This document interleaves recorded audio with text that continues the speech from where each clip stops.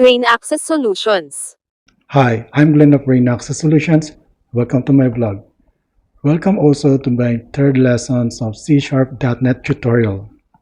In this lesson, I'm just going to show you a real-life example of using tuple in C#.NET. In the lesson 2, we have tackled a different type of variable called tuple. And actually, tuple variable the tuple is not only limited to variable, but it can also be used in method. So like a method can return a tuple. And here we have an example. So I created a small form with 3 text boxes. The first text box is where you will input an IP address. The second text box will return the name of the PC or its MAC address after it is pinged.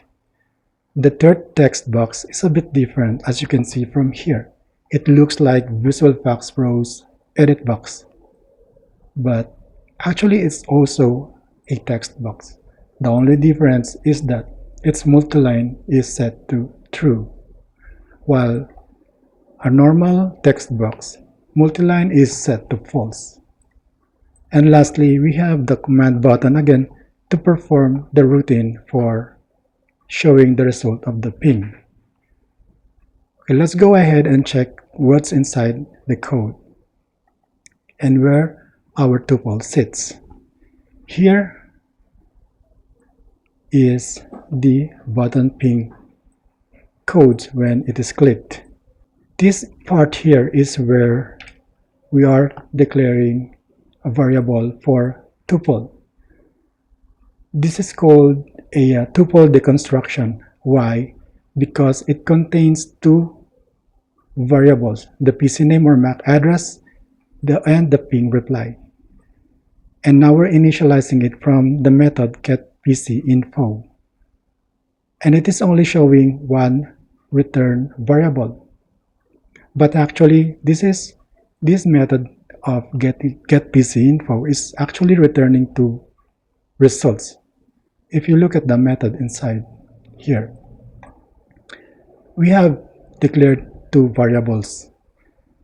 And although this variable is the same as the variable in the button click, they are different variables because this variable is only visible in this method.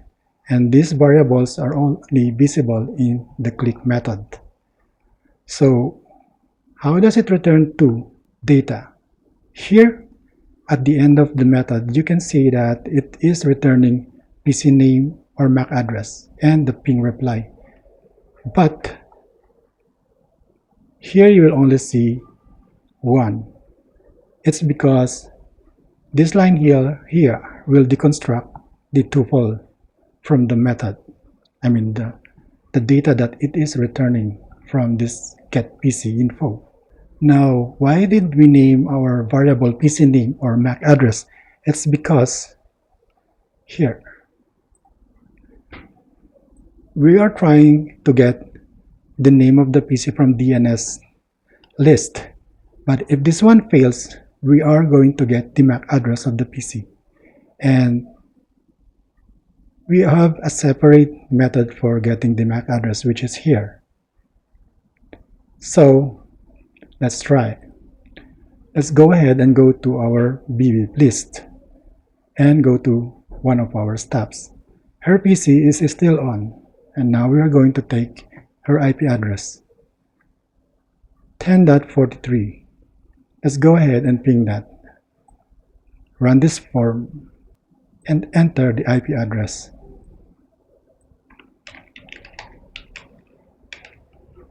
Click the ping command button.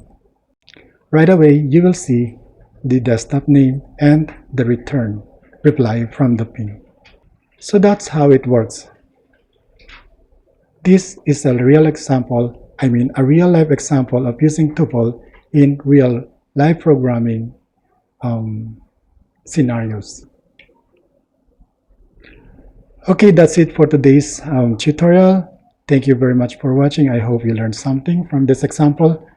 If you like this video, please leave your comments at the comment section below. Thank you very much for watching. Have a nice day, everyone. Goodbye.